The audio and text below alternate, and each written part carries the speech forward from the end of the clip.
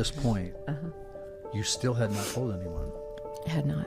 So you haven't disclosed this to family or friends or your husband or your children. Once you name the captivity, it doesn't have a hold on you anymore. This is again where every woman's story is different. Yeah. And how she handles what happened in her life, that trauma, is very unique. The symptoms are unique.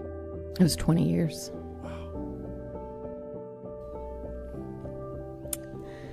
And I heard God say, I forgive you.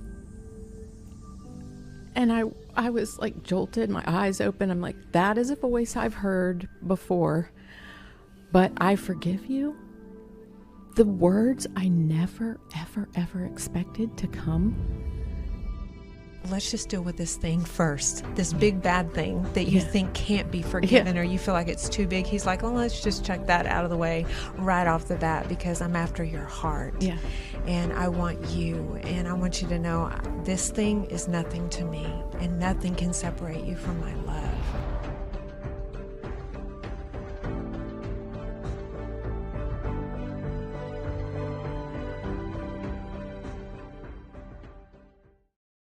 Thank you to you and Alan for coming out, all the way from Virginia. That's a long ways. How many miles is Virginia? I mean, that's a ways. Many miles. But thanks for flying in and coming here. And we're looking forward to it. It was good to hear a little bit about your guys', your life and your kids, and you have a grandson now. What's your grandson's name? Asher. Oh, that's right. Asher. And then all of the names and stuff like that. You were telling us. Theodore. Asher Theodore. And your middle name is Theodora. So I'm glad you remembered that. I didn't, but I knew there was some kind of a connection And when you guys finish here, you were telling me via text about Ellen's great grandfather or something like that. What is that all about? Because I thought that's really cool. Just tell me about that a little bit. Okay, so can I first say thank you? Of course you can. Thank you for having me. Thank you for your mentoring, your prayers, your patience. It took probably a lot longer for me to write this book than any of us dreamed. But as you said, there's always conflict behind the scenes. And I think that there is a very real message here that has to get out. And I think that's why the conflict seemed anyway to be very intense at times. But I just appreciate both of you giving me the platform, really giving me the platform to share the message that for women who have gone through some really, let's just say there are consequences to every choice. And women are on a battlefield and they don't know that there is freedom and healing available. And there aren't many people who would give someone like me a platform to share the message that it's coming and the rescue is beginning. So anyway. I love that.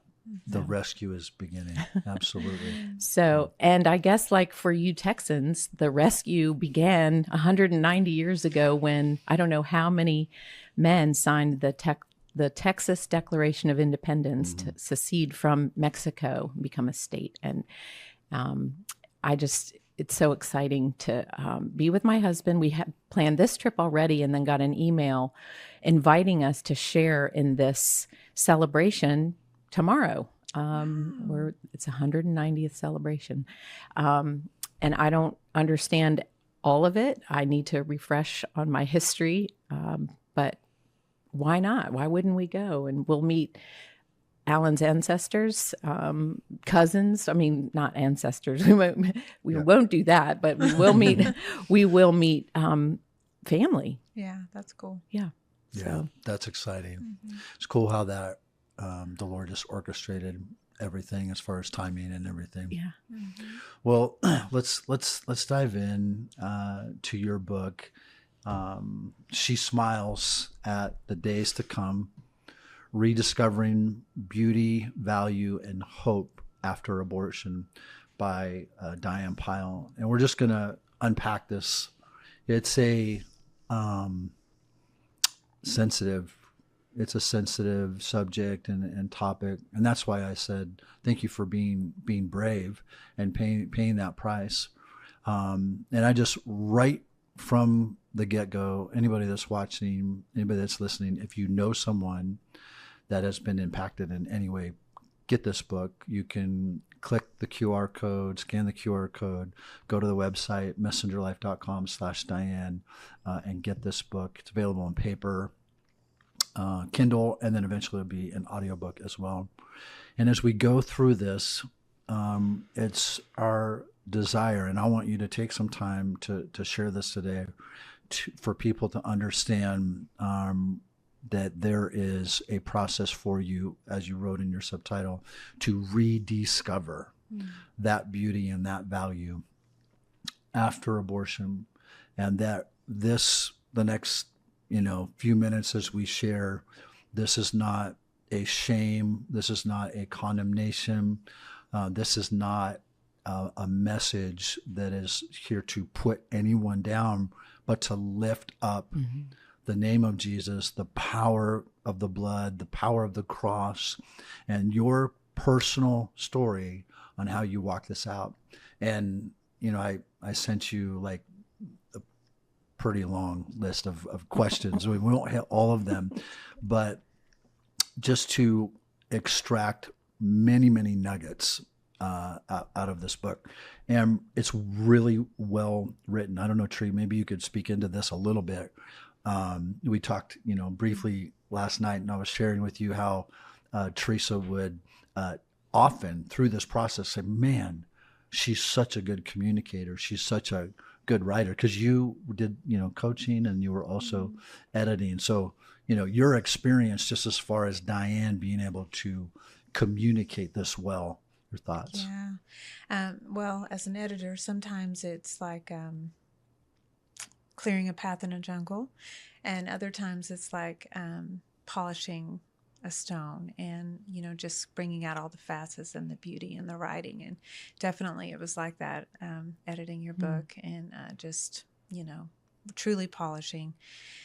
Diane is a really good storyteller, and I was conscious the whole time that I was going through her book, the many times that I got to go through it, that she was very conscious of her reader, and wanted her message to be gentle and pure and authentic, and it is all of those things. I feel like when you read her book, you'll feel like you're sitting at the table like we are right here. Yeah. Just hearing her story and hearing her heart, and we can bring the truth in like a hammer, and sometimes we need that, and sometimes God brings it in like a scalpel. And I feel like your book is like a scalpel, doing that in-depth work, but also gently and precisely. Anyway, it's a very well-written book. Thank you. Good job. So it's a, this, and we say that for those of you that are watching and you're listening, the communication is clear. There's a lot of clarity there. And so we just want to encourage you. And as we're unpacking this, just be a recipient today. Just be just be a sponge. You don't need to figure out anything right now, and just let the Lord bring healing, and we'll begin to speak life into you. Yes. And let this message change your life and transform your life.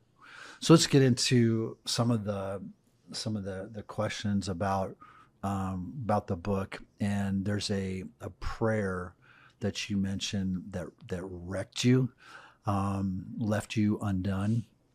Help me get one more.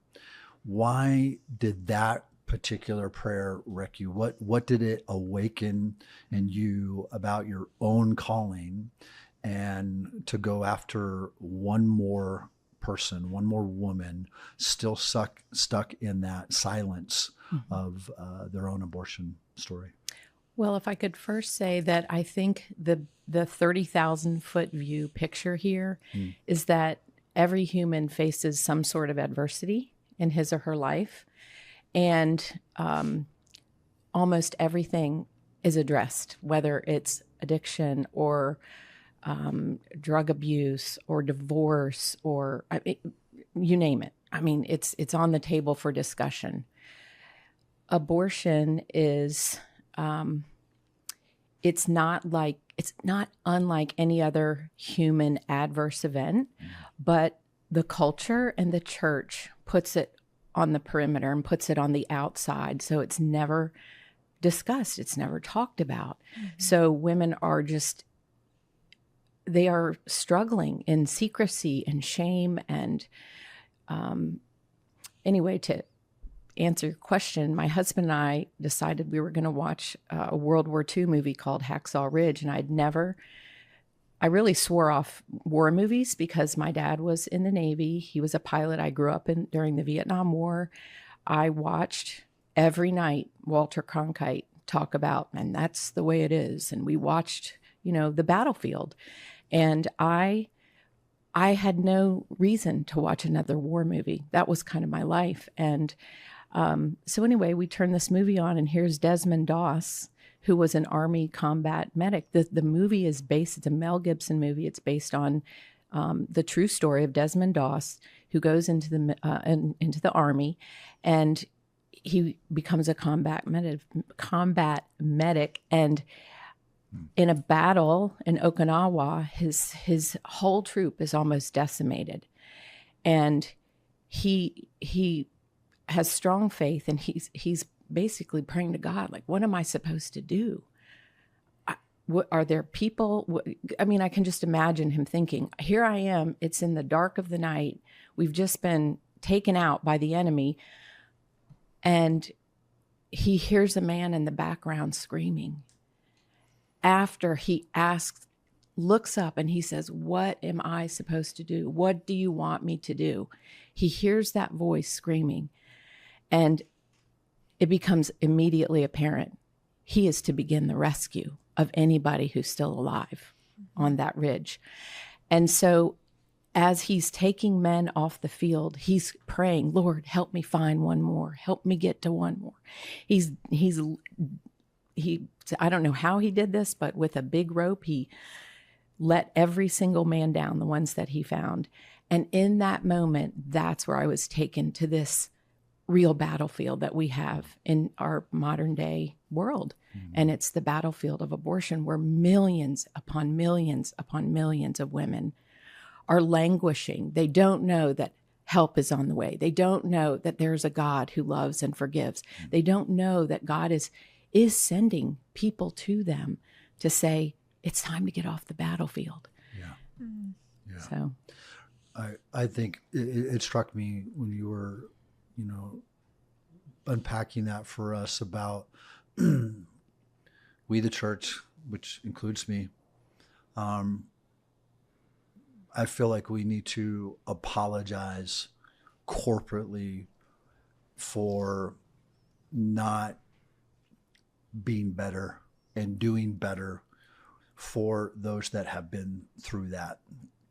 And so, I'm saying on behalf of the church corporately.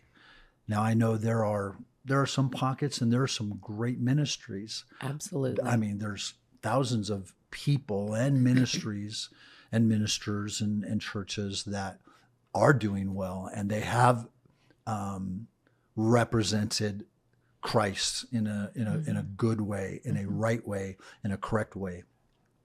But as a whole, I'm saying we apologize for not being the shepherds and being the fathers and the mothers, being the covering, and walking in the love of Christ the way Jesus did when he said, go and sin no more. Where are your condemners? I don't condemn you. Go and sin no more. And that should be our posture. And so we just want to tell you, no matter where you're at in this process, that we love you and Christ loves you, and this is for you, and there is beauty, value, and hope. And so in that, the battlefield vision, And I thank you for. I love that movie, by the way. Now I feel like, ooh, maybe I need to rewatch that this weekend and get something from it. But what did you see that maybe most Christians or most people refuse to see? Like we block it out. We refuse to see it. And what does that 3-word phrase, "I've got you," look like when someone feels or looks like they are way beyond help? On the battlefield, a wartime battlefield, it's easy to see the injured. They've been shot. You can see the external wounds. The big difference with this battlefield is that while there are physical wounds, there are multiple internal wounds that the world can't see. So women who are on the battlefield are suffering from guilt, condemnation. They might be suffering from shame. Is probably the biggest rooted injury. I mean, it keeps us in silence. The self-talk. There's so much internal going on in the soul, so in the mind, in the will, in the emotions, and that's where the struggle is. And so that's why people, and we're forced into secrecy to begin with. Nobody's talking about it. I mean, I don't want to say nobody. That's a harsh word. But as you said, there is a growing number of ministries. There's a growing number of studies that women can jump into that, can help them understand how they got there and how they can get away from there and not rehearse the feelings and the struggles and the decision that they made years ago. But to get to your question about, help me get one more. What people refuse to see. Yeah. I think it's not a pretty thing to begin with. It's so hard just for the woman alone. But I don't think that we understand the inner wounds. We can't see them, so we just think they're not there. Yeah.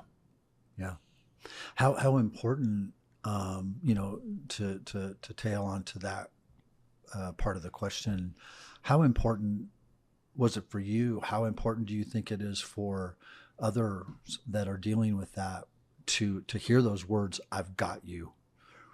How important was it to you? How important is it for them to hear those words, "I've got you"? I think that women who have experienced abortion need a helping hand. They need a compassionate heart.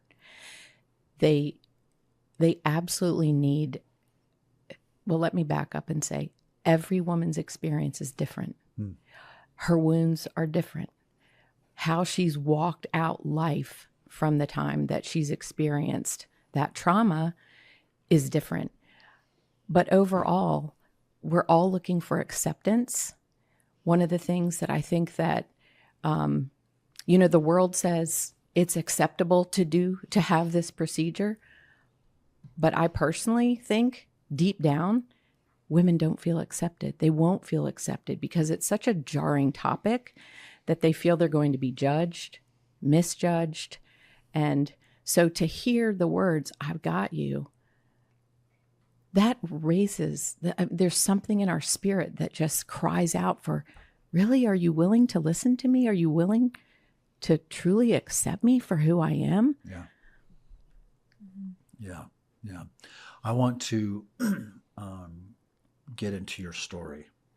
So, people need to, so I'm laying the groundwork. Okay. I'm letting you get ready to share your story because this is the game changer as people are listening and hearing. But let's talk about invisible chains that you deal with in your book. you say that freedom starts with naming the captivity. Mm-hmm. And so what are the invisible chains that women, they don't even realize that they're wearing, and then how did you finally see them, and how can they finally see those chains? Mm-hmm. I think this kind of dovetails with what we were talking about, the shame, the guilt, the remorse, condemnation. There's so much self-talk. You talk yourself out of even the possibility that there might be somebody to listen to or that would listen to you. And each one of those chains is multifaceted. And we believe a lot of lies. We believed a lie to get to that place. Mm-hmm. And we're now believing on the other side, we're believing lies that keep us from getting to the truth. Mm-hmm. That there's nothing that God won't forgive.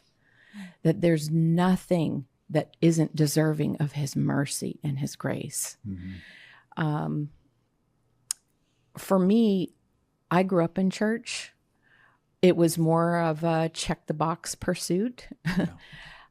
But when the Lord started softening my heart, I didn't know that's what was going on, but we would be at church and starting to sing. And I would just be weeping.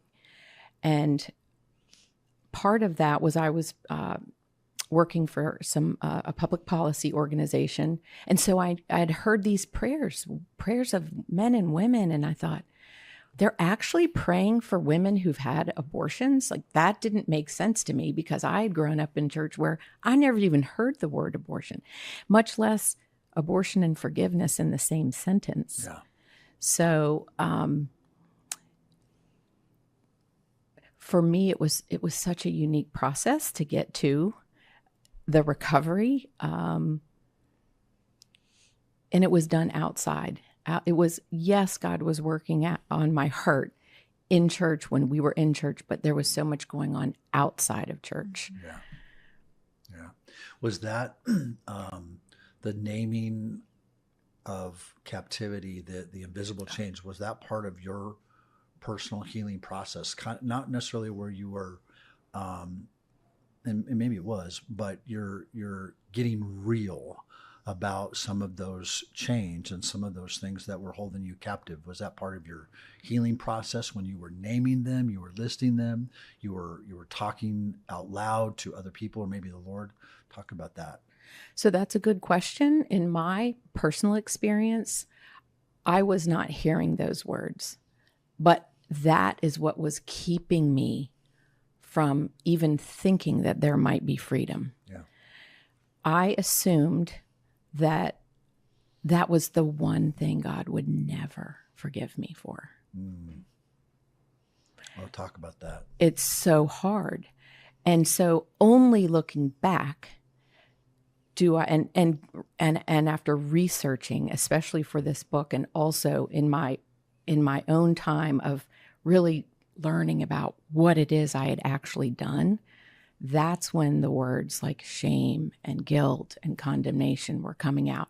More, if anything, they were those words were confirming, oh, this is what I was experiencing all those years, 20 years of being in the wilderness and not knowing how to articulate what it was that my heart was feeling, my brain was feeling. Yeah. So, How do you feel right now about sharing your story? Can we move into that? Sure. And I just feel like it's really important at this stage for them to, because you're, let's call you an authority in this, because you have walked it out. And for those of you that are watching and you're listening, just let Jesus minister to your heart. And you said something a minute ago. You said that was the one thing I didn't think God would forgive me for. And the enemy and sometimes and people, they will pick up that narrative and they can drive that. It's so important that these ladies get free from that. So can we start from the beginning as you want to tell your story? Let the listeners hear your own personal story, and just very relaxed, whatever you need to do. We got all the time in the world, your own space, your own place, very safe here. Everybody that's watching and listening, for all of us here, let's do this for Jesus, and do this for all those that they need that hope today. So please. So a little bit of my backstory. I mentioned that my father was in the Navy. He was a pilot. I grew up in a bubble thinking everybody was Navy, Catholic. That was kind of our neighborhood. When he returned from the Vietnam War, he was a changed man. War isn't yet another trauma, but he had his own backstory too. But things in our family changed. I will say especially for me, because I just started picking up on little cues that he wasn't the same dad that he was before he left. So I started to internalize these because we didn't have family conversations about, you're doing life as a kid. And, but one thing, and we're responsible not for others' actions, but we're responsible for how we respond to their actions. I will just be very open and say, I think I started developing a lot of anger and resentment and bitterness. My dad was gone, then he was home, then he was gone again. And it was hard. It is a hard life. There's a lot of sacrifice that goes on.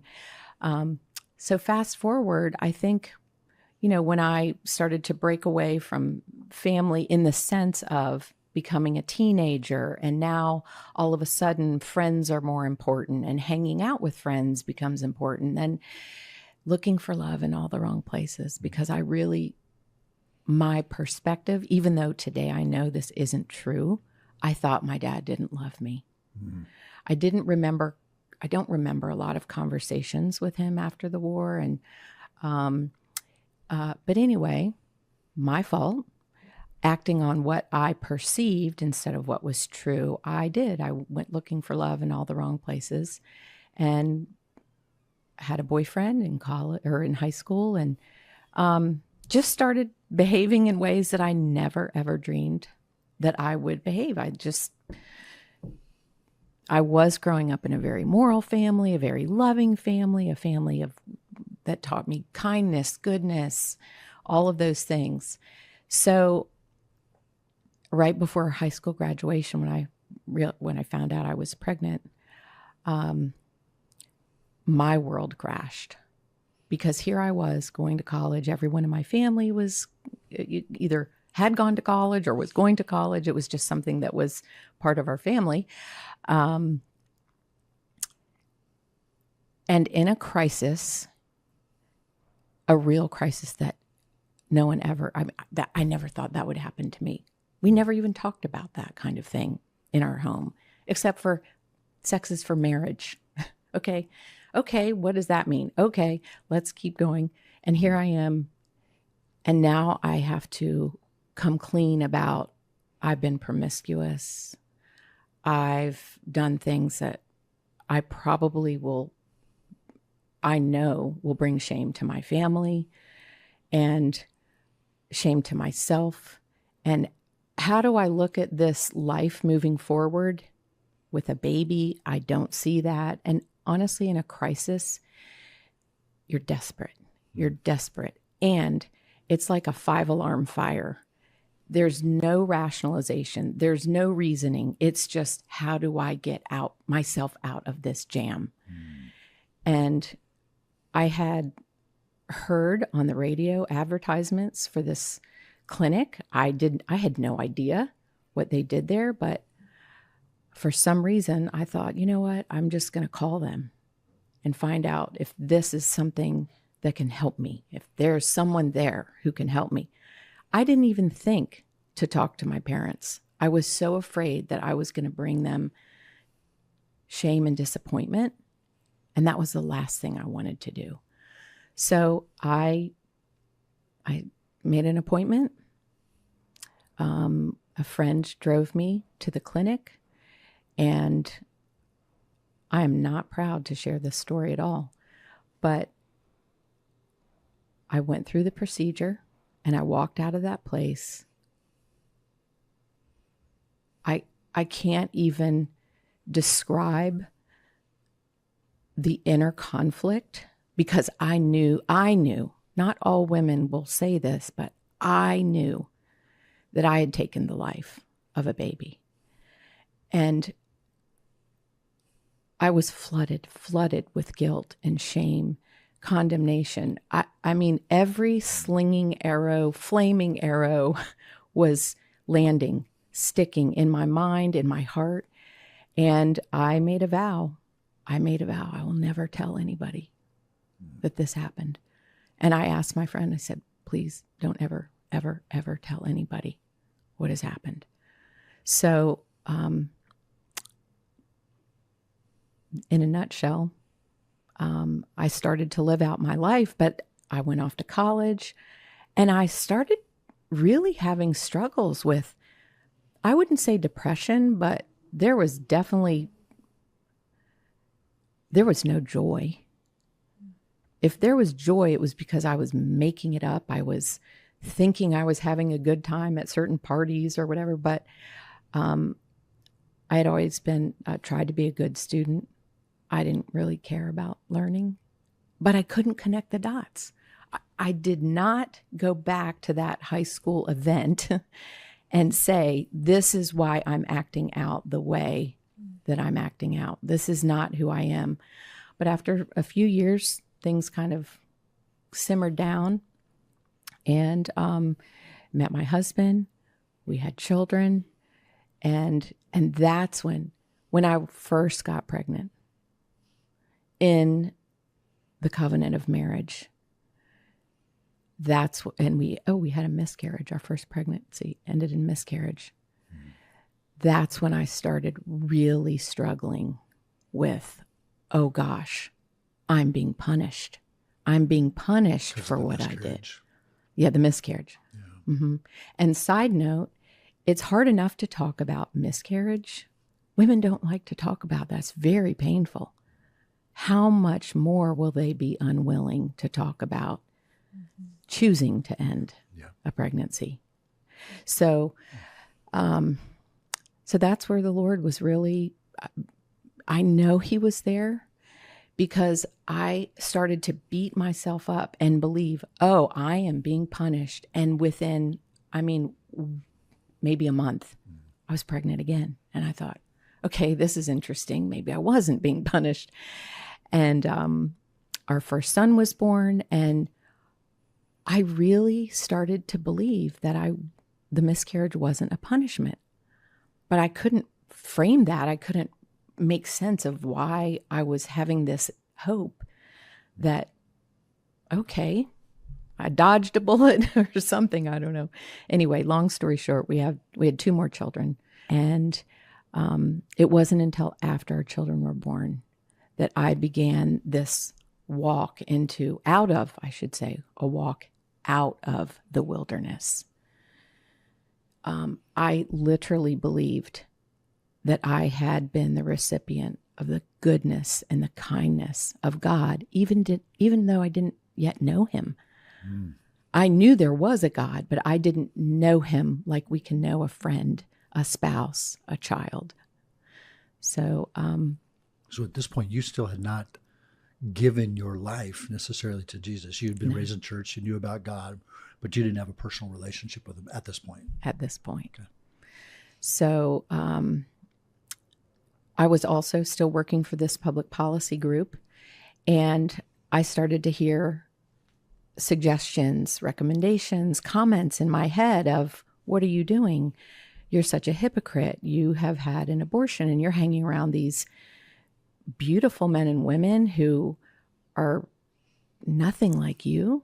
None of them has gone through. We really feel like we are the only ones. That's what the secrecy starts to make you believe like, I'm the only one. Never dreaming, that in a church pew, 1 in 4 women have experienced abortion, either directly or indirectly. Somebody knows somebody, 1 in 4 people. So I just thought I also, the call to be a mom, first and foremost, was really ramping up.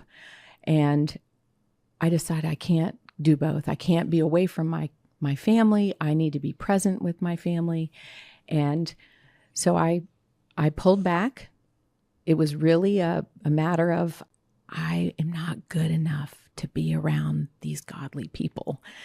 And within months, I got a phone call, and I'll make this part of the story very short, but I got a phone call from an acquaintance, not really even a friend. Our kids went to school together. They swam on the same swim team.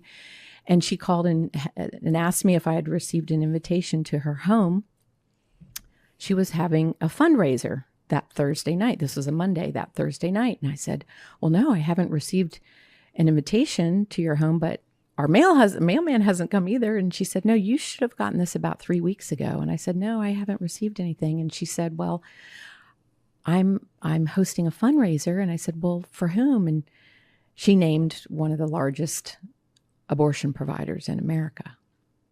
And I think my jaw hit the ground. And I thought, what on earth do I have written on my forehead that someone would think that I would be for this procedure? And anyway, one thing led to another. We ended up meeting.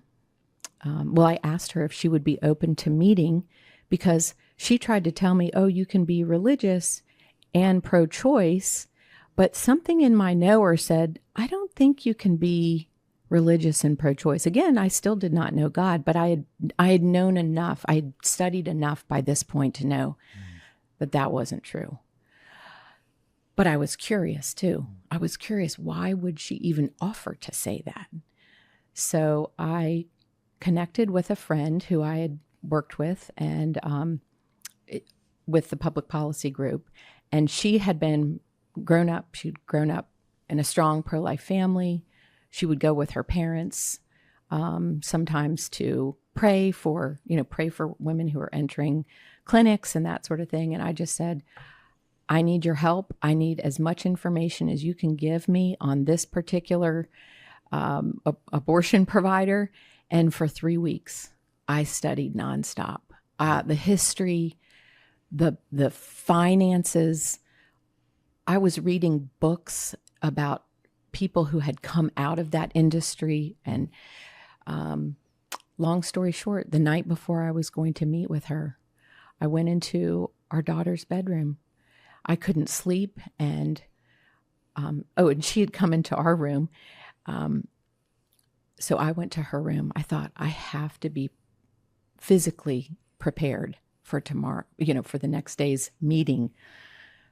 David and Goliath. I really did. I really thought this is. And I remember just being in the room and just my mind was racing.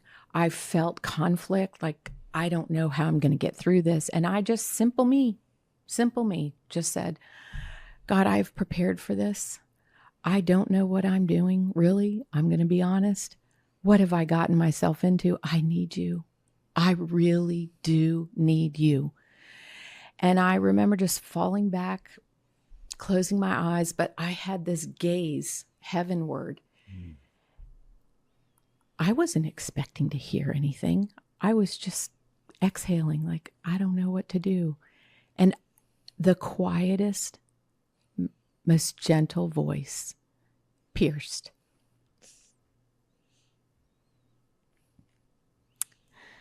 And I heard God say, I forgive you. And I was like jolted, my eyes open. I'm like, that is a voice I've heard before, but I forgive you. The words I never, ever, ever expected to come. If I had expected them to come, I thought that would be the last thing I would be forgiven for. But God in his goodness said, no, I'm going to forgive this one up front. And I just remember being in the darkness of the night. It felt so safe. And all of a sudden, like this room right here, there was this amazing light. It flooded the room, and I could not, it wasn't blinding, but all I could see was light. And I knew that I knew that I knew I was in the presence of God. And in that moment, I realized, God, I didn't do that against me or even the baby. I did that against you. I had this knowing that was against God, and I began to just sob. I'm so sorry. I'm so sorry. I didn't know. And then I cannot describe this. This is the mystery, right? This is the mystery of God and his goodness. But I felt like everything had washed away. All of the grime and the grit and the sadness and the shame, all of that seemed to just go away. I knew that I knew that I knew that I was forgiven, and I felt from head to toe, I was a new person. I didn't have the words to explain that, but I knew I was a new person.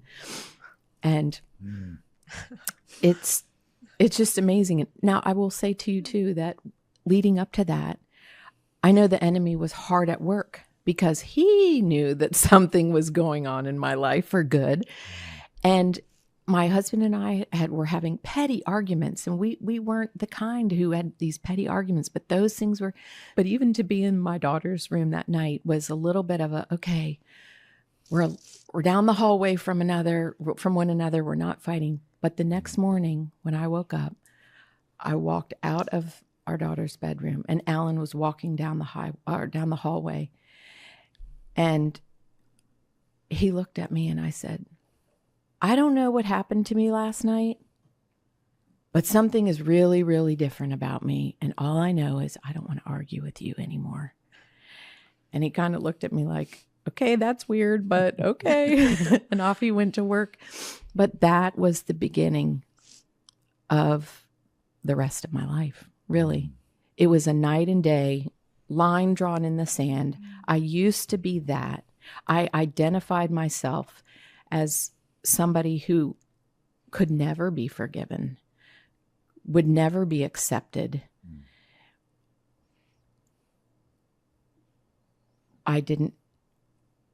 Will not say that I was willing to talk about things very openly, but I knew that I knew that I knew I was free. Yeah. Now, at this point, you still had not told anyone. I had not. So you haven't disclosed this to family or friends or your husband or your children. So how many years now have gone by from the time of the abortion to this point where you have this encounter with God and you still haven't shared? It was 20 years. Wow. You A kept long that in time. for 20 years. But there are always memories, memories bubble up on the anniversary, seeing children play. And this is, again, where every woman's story is different. Yeah. And how she handles what happened in her life, that trauma, is very unique. The symptoms are unique. For me, though, I always would just be stoic. I learned that as a kid, growing up in a Navy family with war. Yeah. We had prisoners of war who were our neighbors. We had missing in action. And you just kind of learn to have this tough it out, fight it kind of spirit. I think that's what got me through. It's just that kind of inner, not fighting, but just, I'm going to do whatever it takes to get through this on my own. Yeah. And we can't. Yeah. We can't. I want to pick up from that story, from your encounter, but I want to circle back to it, and the 20 years of holding all of this in, and not a single person other than the friend that took you on that day knows. And talk a little bit about your own trauma, your emotions, the things that you went through, the self-talk, those conversations, those narratives that you had that other women are dealing with too. For 20 years, what were some of those things that you were, 2 or 3 of those things you were really dealing with? With the guilt and the shame and all of that. For me, most of the symptoms were lived out early on, if I can say that. So the partying increased. But I mean, thankfully that didn't become a stronghold. Honestly, isolation is probably what I struggled with the most, because women put up walls. They're impenetrable. You don't want to be found out. Or for me, I did not want to be found out, so I put up walls. And I think for probably in the aftermath of the short term, maybe up to 5 years-ish, it was hard to invite friends into my heart, into my space, into my personal space. I kind of kept them at a distance because I couldn't like myself for what I had done. How can I possibly let in somebody and really, really let them know the real me? I couldn't. So maybe I think that probably was one of the hardest symptoms for me, is just isolation. Did you and I don't want to put this on you, but did you kind of deal with self-hate? I mean, what did that look like? What was that picture that you put on yourself, your value? Because you talk about beauty, value, and hope. So right. What was that like? How did you feel that others valued? And then even what did you think your value really was because of it? So interesting. Right before my senior year, I was a cheerleader. I was voted homecoming queen. So I think on the outside, image had a lot of things. I mean, I was maybe focused on my image. And so after the trauma, I was hyper vigilant about my image. So I will say, and one thing, I don't even know how I missed this one, but gaining weight, losing weight, gaining weight, losing weight. And when I would think about the trauma itself, even though I didn't identify it as a trauma, I would just eat. So for me to gain 10 pounds, lose weight, another 15 pounds, lose weight. So I would say that's kind of a self-hate. I'm not looking out for the best interest of my physical body. I think just overall, just running away. I always felt like I was running away. Just keep running from what you did was kind of what I would say in that early year, those early years. And then, I mean, being an adult, things change. Like, okay, that's in my past. But it wasn't until literally the first pregnancy when I was filling out a form at the OBGYN's office, is how many pregnancies have you had? And I thought, how many pregnancies have I had? And then the next question was, have you had an abortion? Yes or no? And then how many? And I thought, how many? How does anyone survive after one kind of thing? So denial, maybe that was another thing. It was just deny. I don't want anybody to know about this. But that's also the power of a vow. And I had vowed, right? And that vow is a promise. In a negative sense, I vowed no one will ever know about this. Wow. So I was good. I was true to my word. Let's pick up from the encounter after that day. So you went to your daughter's room, you had cried out to God, you had an encounter with him.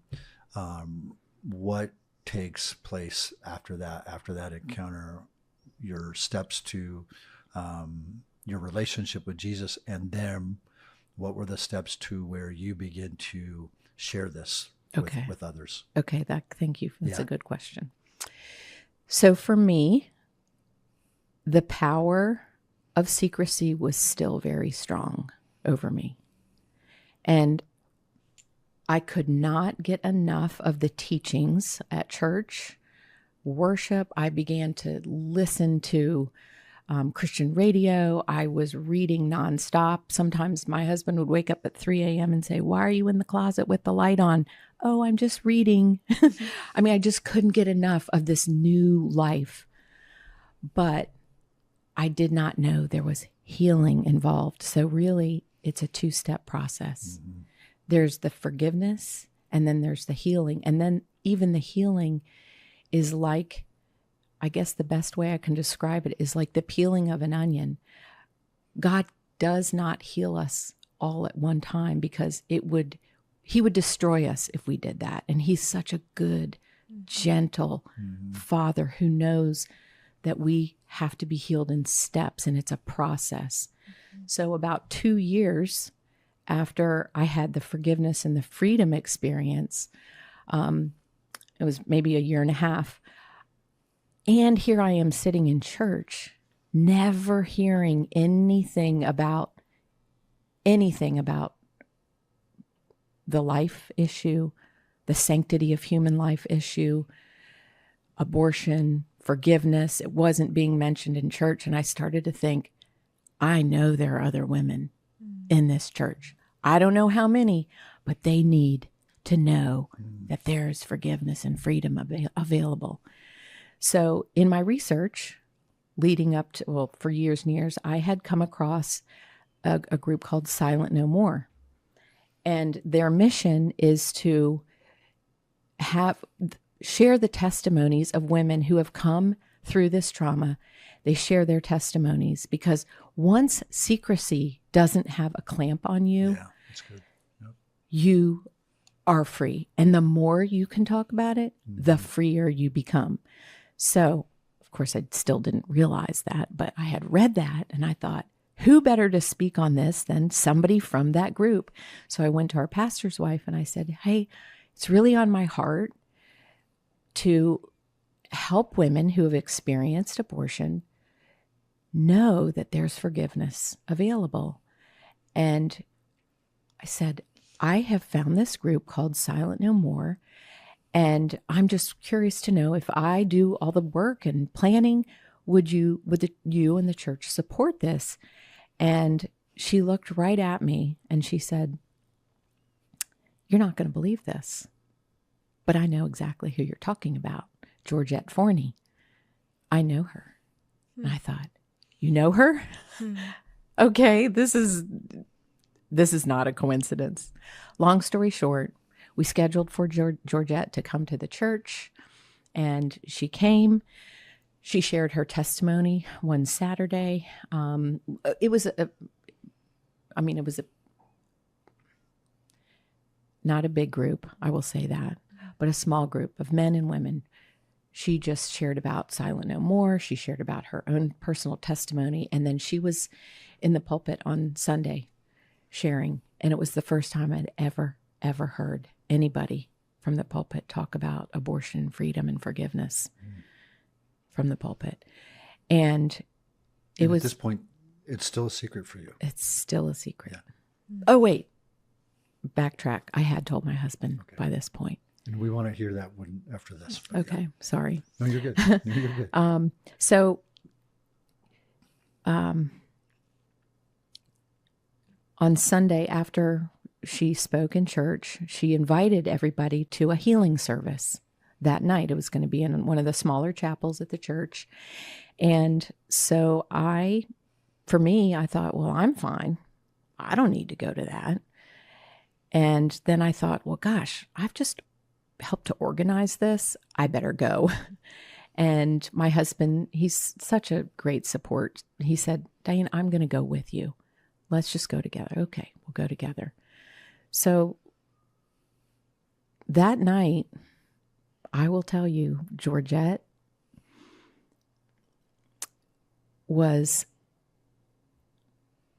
she was like a shepherd. As people gathered in this little quaint chapel, she suggested that, she just kind of laid out what we were going to be doing that night.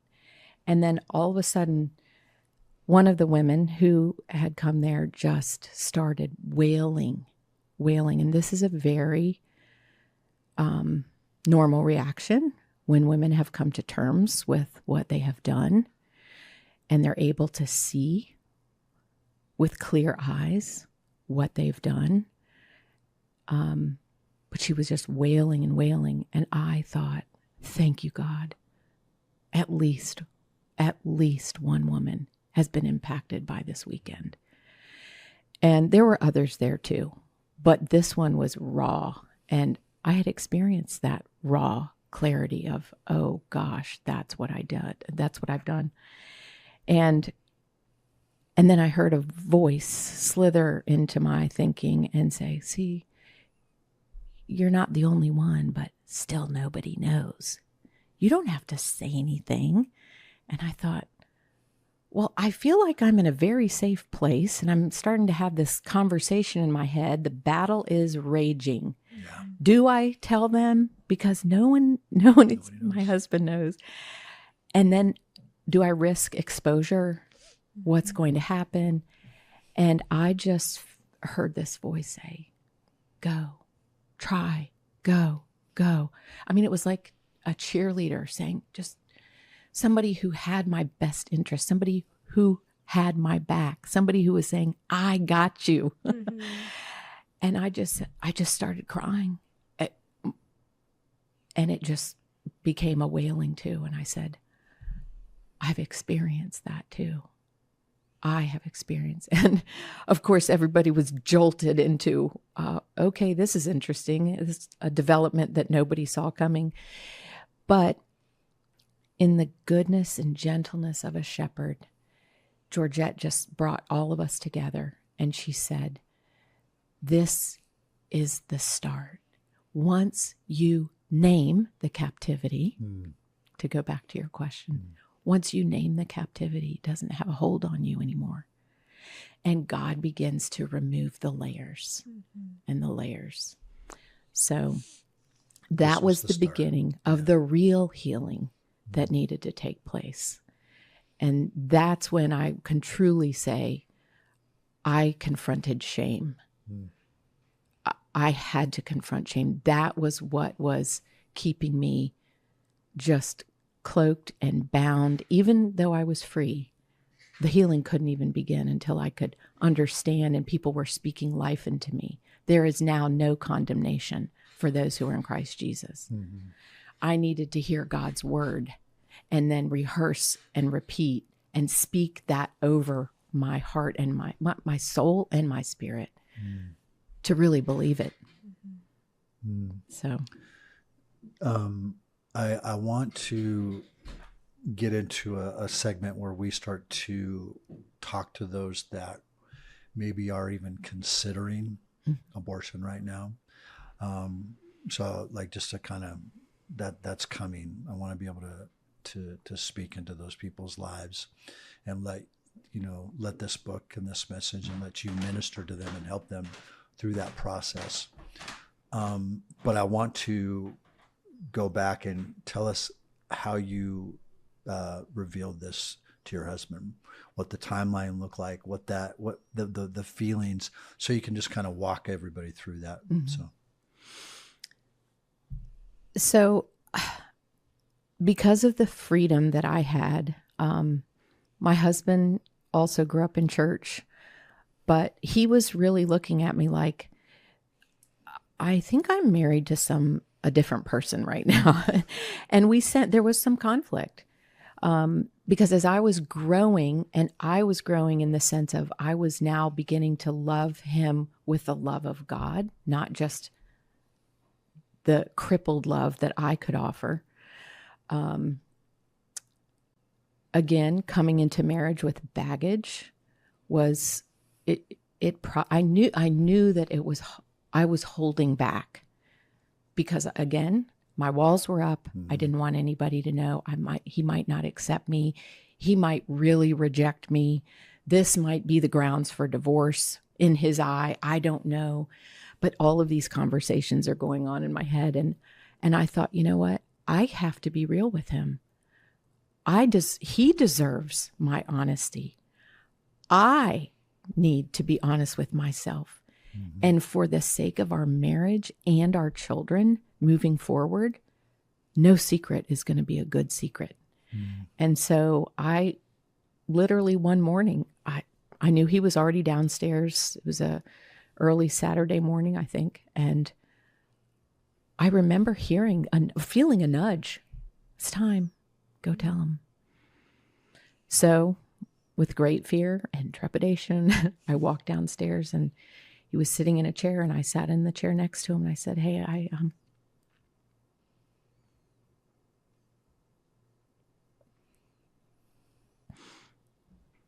said, I have to, and I cried just like this. There's something I have to share with you. It's something that I'm not very proud of. And then I just told him. I told him about the abortion. I told him how, the circumstances about being in high school, all ready to go to college, and that I hadn't told anybody yet. There were two people who knew, my friend and the boyfriend at the time. And I literally expected him to react in a way like not shouting, but I just did not expect what came. So much grace, so much understanding, crying together. A wall had come down, and there was just another level of freedom in our marriage. Of course, that's been walked out over time, but he was so loving. And I just think that the secrecy part is so damaging to spouses, to children, to parents, that God says, no, the more you tell, the freer people are. The more you tell, the freer the woman is. So I think that's why he was so supportive in going to that healing service, that night. He said, anything that God has for you, anything that God has for you is what we need to sign up for. Yeah. So. Ooh, I like that. Anything God has for us, we need to sign up for. Thank you for your courage. I have a few more questions that I want to dive into. I want to talk about, you address in the book about no harm, no foul. Silence is mistaken for resilience, a few things, and jump in here if there's anything that sticks out to you. But so I'll get to those questions. But I do want to again just begin to get our atmosphere, our pathway ready to talk to those that have been through abortion, are either in silence or still in that shame. And then maybe those that are, because we want this message to also reach those that are considering this as an alternative. So we want to be able to speak into their life. But let's talk about the no harm, no foul narrative. And you challenge that. You challenge the no harm, no foul narrative, the way that data gets used. What's the danger when a culture tells women they should just move on while their body and their soul and their emotions are still processing and negatively reacting? There's a book called The Body Keeps the Score. And so everything we do, everything we encounter, if it's negative, if it's a trauma, an adverse event, if we hold those things inside, eventually our physical bodies start to demonstrate their, I think of arthritis. I think of, let's just be real here. Not everybody, but many women are injured physically during the abortion procedure, unable to have children. And those inner wounds are still real wounds, even though not just women, but the culture, let's just stick with the culture. The culture says, oh, it's easy. This process, this procedure is easy. It's like getting your tooth pulled out. Well, if you go to the dentist and you get your tooth pulled out, you can talk about that. If you go to an abortion clinic and have an abortion, you're likely not willing to talk about that. So right there and then there's this imbalance of, oh, it's normal, move on. But this other reality that, okay, now I'm drowning in, like, I'm sick to my stomach. I'm sorrowful, unresolved grief. Okay. To go back even to another question that you asked earlier, that is what I really struggled with too, was unresolved grief. Mm-hmm. When we lose somebody, we're given grief. We're wired with the emotion of grief for a reason, because to lose somebody, whether it's a parent, a child, a friend, a sibling, even a dog, it's sad. Right. So if you can't talk about what's going on and you're harboring everything and you're just taking it all in, that grief has to come out somehow.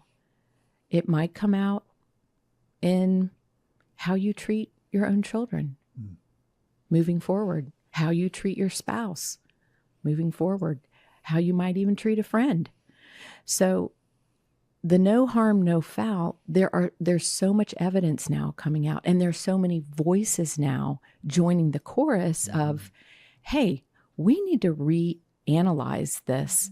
We need to talk to women who have experienced this, and let's talk to them about what are some of the things that happened to them after the procedure. There's so much more evidence coming out.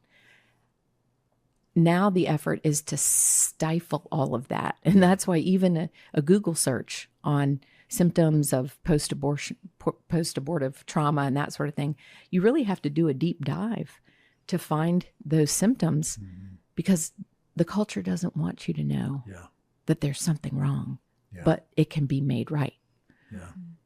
Yeah, society, culture has force-fed this to normalize it. And so we need to embrace this message, and so that people can, so women that can be healed.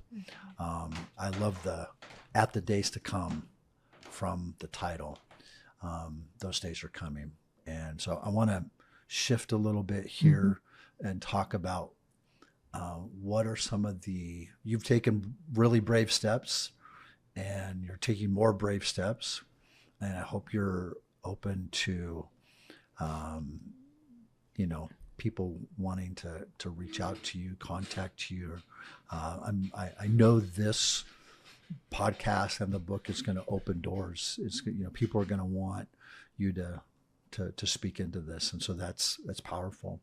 And you took that step, and now you can help lead others. So what do you feel like are some of the first brave steps that they can take, even if they are in fear of being found out? What are some of the steps that they can take today, right now? First and foremost is every one of us has at least one person who we can trust with this kind of news. And I would say dismiss the fear and go to that one person who you might have shared everything else with but this subject, and go to that person and share the story. Once we name the captivity, and once light pierces the darkness, expressing what has happened to you, expressing the choice that you made brings so much freedom. I mean, a little step brings a lot of freedom. So I know it's hard. I've been there. Yeah. But that would be the first thing. There are also, and I mentioned that I provide resources at the back of the book. If you don't have a trusted friend, if you just want to talk to somebody anonymously, there are groups like Support After Abortion. You can call, and there are people at the ready willing to talk and just walk you through these first steps. Yeah. And they're compassionate. Many of them, not all, but many of them have gone through abortion. They have direct knowledge. So they're experts. They're experts at helping to pinpoint the lies that women believe. And they're also experts at pinpointing and speaking truth into those dark areas so that the light can just continue to pierce. Yeah.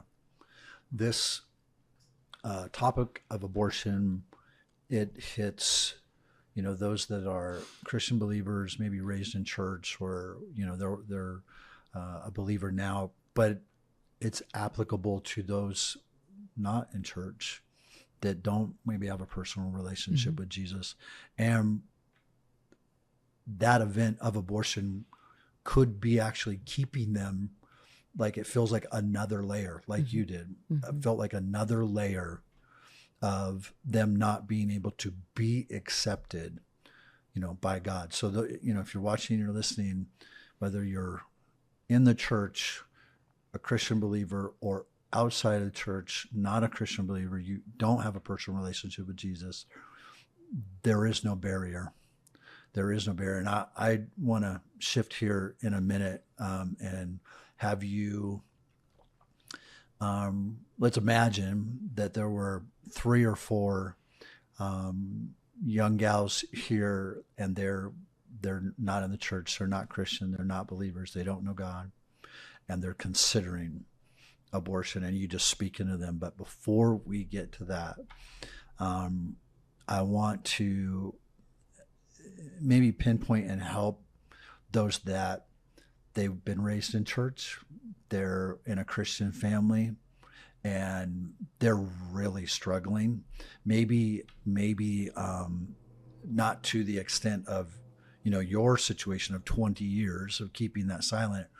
Some people know, but there's so much rejection, so much shame.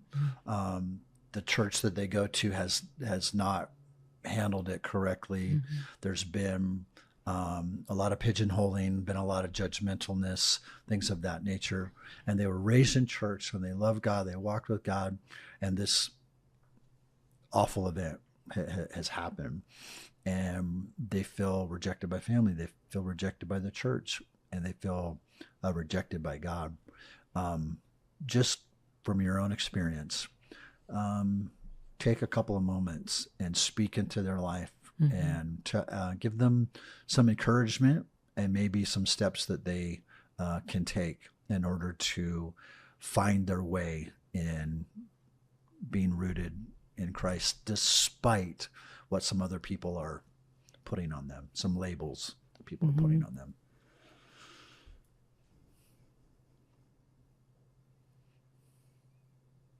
Like just imagine you had, right here at this table, you had, a 16-year-old, a 20-year-old, and a 30-year-old, and they'd all had abortions, and they were raised in church. And now they're dealing with so much shame and so much rejection, and maybe, even some anger from family and church members and things like that. And they've repented, and they've come back to God, but they're still dealing with that. What would you counsel them? Well, that's all the residual. That's the residual that has to be healed. It has to be healed. Guilt, for example, you talk about forgiveness, but real guilt needs real forgiveness. We don't get that without God. We don't get real forgiveness. The shame binds. And there are books, a number of books that have been written about or that talk about shame. Can I just quote somebody? Sure. Because I think this is so helpful. In Shame Interrupted, written by Dr. Welch, he describes the feeling of shame as the deep sense that you're unacceptable because of something you did, something that was done to you, or something associated with you. You feel exposed and humiliated, or to strengthen the language, you're disgraced because you acted less than human. You are treated as less than human, or you are associated with something less than human, and there are witnesses. He goes on to say that shame is life-dominating and stubborn.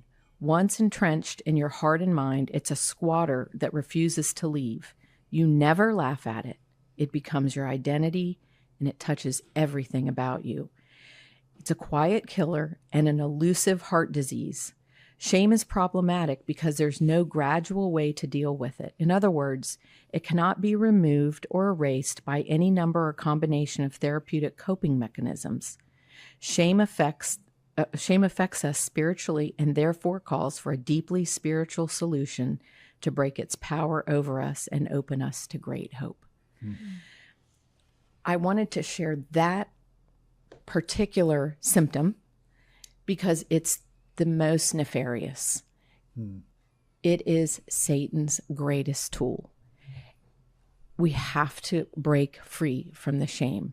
And once you break free from the shame, then the real healing begins. It will anchor you. It will throttle you. It will throttle you if it even suspects that you're going to come out of the tentacles of shame. But I have a friend whose mother at 90 years old grew up in the church, had had an abortion when she was in college, and she still believed at 90 years old, I will never be forgiven for what I did when I was in college. And I suggested to my friend, I said, you need to talk to her. You need to address shame because that is what is keeping her from being untethered from years, decades. And I would say too, the unresolved grief. One of the beautiful things that I experience with Georgette is grieving the loss of a child. And when we can experience that, that is also freeing because you can bring closure to a very serious decision that you made that has impacted a life, that has impacted and has consequences moving forward.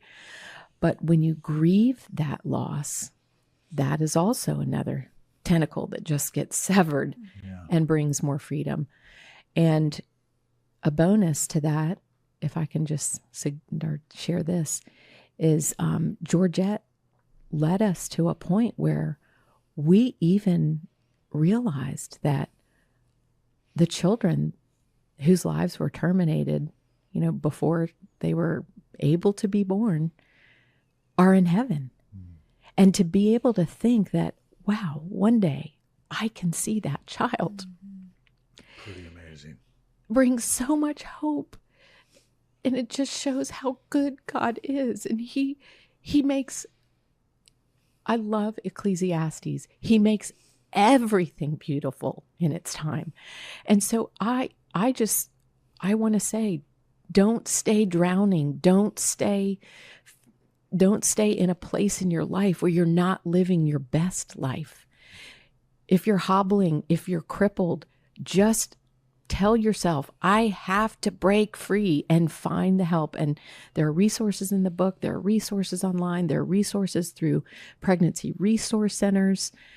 There, as I said earlier, there's a growing chorus of voices that are cheerleading for women to be breaking free. And there's no greater chorus. There's no greater gathering than those who are watching people change their mind and realize, even if they felt like they didn't have a choice, maybe they were being forced to go to that abortion clinic. But there are witnesses in heaven who are celebrating when just one woman turns away and says, not only do I regret my abortion, but I want to do everything to be free, forgiven, and healed. Yeah. Yeah. That's awesome. It's really powerful. Anything on your heart you'd like to share? Yeah, I just want to touch back when you were sharing your testimony. One thing that really stood out to me, and I'm sure everybody that heard you share it feels the same way, is that it so beautifully shows Jesus's heart too, and how passionate he is to break through into our darkness, into our loneliness, into our isolation, which is where you were, and you know, the shepherd heart of Jesus that leaves the 99 to go get the one. You know, and how he won't be satisfied as long as there's that wall between us, you know, and talking about women or young women or whatever stage, you know, or whatever the sin is, you know, whether it's abortion or some other big secret or some big bad thing that they feel like they can't be forgiven of. I love when you shared and you said that the Lord just spoke to you. And what did he say? You know, the first thing he said was, I forgive you, you know, which is the most healing message of all, and shows no matter what, his love is bigger than anything we've done, no matter how dark our past, and it's relative, you know, because in the sense that sin is sin, you know, and somebody else's pit may seem worse, but to each one of us, it's a pit, you know, no matter what it is that got us there. And how the Lord's heart is, you said it so well, that he's just like, let's just deal with this thing first. This big bad thing that you think can't be forgiven or you feel like it's too big. He's like, well, let's just check that out of the way right off the bat, because I'm after your heart. And I want you. And I want you to know this thing is nothing to me, and nothing can separate you from my love. And so anyway, to anyone who's listening, you know, receive that message from the Lord today. No matter what it is, anything that you feel like can't be forgiven, that you feel like it's too big, that thing that is keeping you from experiencing Jesus's love, today he's saying to you, I will forgive you. Just let me have it so we can be together. So, yeah. Okay. So we want to give people opportunity to be able to connect with you. They can get the paperback and the Kindle version. Audiobook will be available in the future. Website messengerbooks.com/Diane, and there's a place where they can order the book, but there's also there'll be a place for them to listen to your podcast, and then there's some free information, a video devotional that's taken its content come from the book. They just put in their name, get in their email, and get that video devotional as well. messengerbooks.com/Diane. And I want to ask one final question, and then I'd like to really for you to I want you to just take a couple of minutes and minister to the one that's sitting at that coffee table, that fire chat with you. You've invited them into your home. They've invited you into theirs, and you're just speaking to them, and then pray with them and pray for them. But let's conclude with this question about restoration, and how this book is about restoration. And what does restoration actually look like in a daily life? How does a woman begin to smile at the days to come? I think we become forward thinking. We're not stuck. We're not ground down. We're not tethered to a decision that we made. We don't get our identity from those sins, those mistakes, those just awful choices. But we truly can see clearly. A joy returns. And the joy of the Lord is our strength.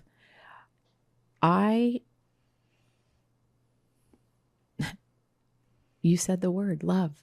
There is so much love that bursts through when we can set aside, because God is He is set aside. He sees those sins as scarlet no more. He sees us as white as snow. Mm-hmm. And that's part of my literal testimony. After being healed in that chapel, my husband and I walked out and it was snowing. Mm-hmm. And the Lord in that moment brought to my remembrance that verse. I see you as white as snow.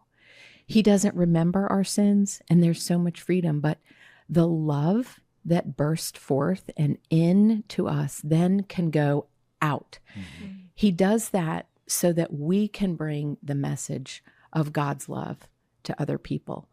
And really, that's what it's all about. Life is all about our relationship with Him and our relationship with others. And we have, I just can't say enough of the importance of don't be hindered. Don't struggle and limp along and hobble along, holding on to what God is willing never to look at again. Mm-hmm. But hold on to His love. Aim for His love, because then it just opens so many doors. Yeah. It heals families. It heals families. Before I have you just minister to the one and have you pray for those that are watching and listening. How do you feel about, kind of putting you on the spot so this can be edited out. How do you feel about people that are really touched by your message, this podcast today? If people want to have you on their show, want you to speak to their group, can they reach out to you? Are you open to that? Oh, yes. Yeah. Yes. Okay. I think the work is beginning. Yeah. There was a lot of work behind writing the book, obviously, but yeah, I sincerely believe the work begins now, getting the word out. Mm-hmm. And my book is it's not really, hey, here's my story. It's, I'm willing to be a voice for the voiceless, because there are millions who are on the battlefield and they need rescuing. And so, yes, the answer is, of course, I want to do that. Assignment, mission accepted, right? So if your abortion experience remains buried in secrecy, you need to know there's light beyond the shadows of your grief, silence, and heartache. Journey with Diane as she helps you unravel your pain and uncover these truths about your struggle. Women conform to silence, and they live in a wilderness of shame. No two women share the same constellation of side effects and symptoms, and you can be free from your past and find peace. So messengerbooks.com/Diane. Now, if you just, take a couple minutes, speak to that one, and just minister and pray. Speak to the one who's considering. Yeah. Okay. We all find ourselves at some point in our lives at a crossroads. And it's hard. It's hard to do the right thing. If you are a woman who is experiencing right now a pregnancy that is a big surprise to you, whether you're married, single, regardless of your age, I want you to know that I literally dedicated my book to the women who, facing fear and the unknown, did the hard thing and chose life. They are the heroes. You will have a support group bigger than you think, more ready than you think, more able than you think. When we face a crisis, we don't reason.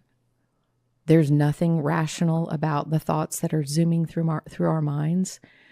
But I want to encourage you, you're not in a hurry. You don't have to be in a hurry. But look into your life and think about the person who can help you make a wise decision. Because there is no,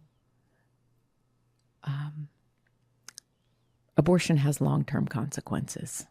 It's not an easy fix. And the symptoms, the grief, the shame, these are very real wounds that need, let's say, God is the great physician. But you could go 2 weeks, you could go 20 weeks, you could go 20 years, you could go almost a lifetime and still suffer consequences. So I just pray that you would consider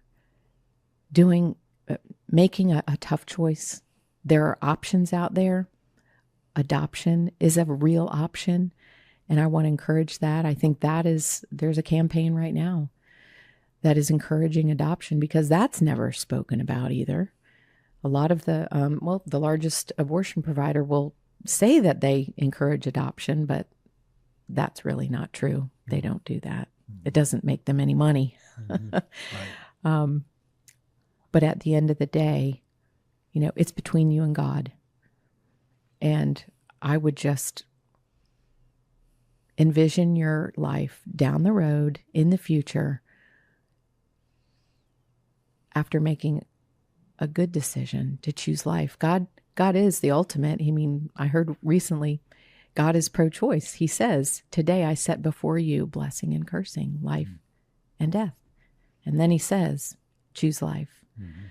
So I want to encourage that one who might be on the teeter-totter right now, choose life. You're stronger than you think. Yeah. Won't you pray for him? Mm-hmm. Yeah.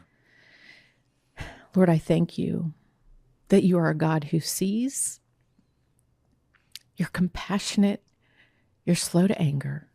You're abounding in love, and you are good to all. You are a God who provides. You are a God who chases after us, Lord. I love in Psalm 23 where it says, your goodness and your mercy chase after us. But truly that says, your goodness and your mercy pursue us, hunt us down. And so, God, I just speak to that one, God, that you would rescue before another rescue has to happen. But God, that you would move on the hearts of women and men, Lord, but you would work on their hearts to say they're not alone and that you will carry them through. I thank you, God, that you hold us close to you.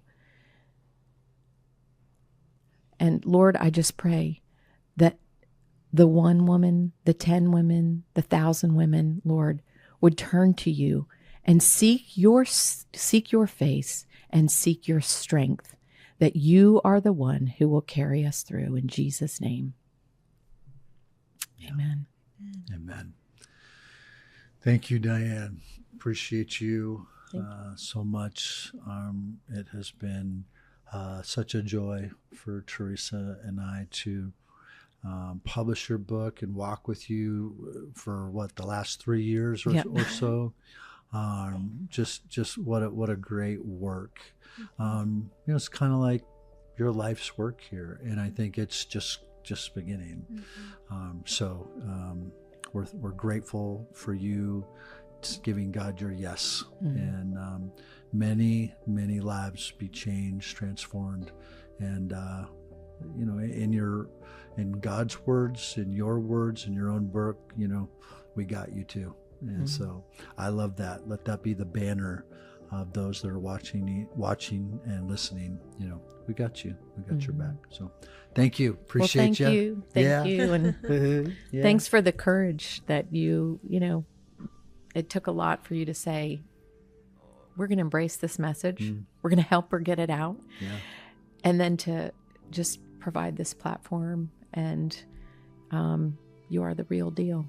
Oh. So You made it we- easy. well- We'll just say that. You well, do make it easy. Alan and I appreciate you both, and the team. Yeah. The team is just so special. Yeah. It takes a team to make the dream work. Yeah, for sure. All right. God bless everybody. Thank you so much. Bye for now. Thank you.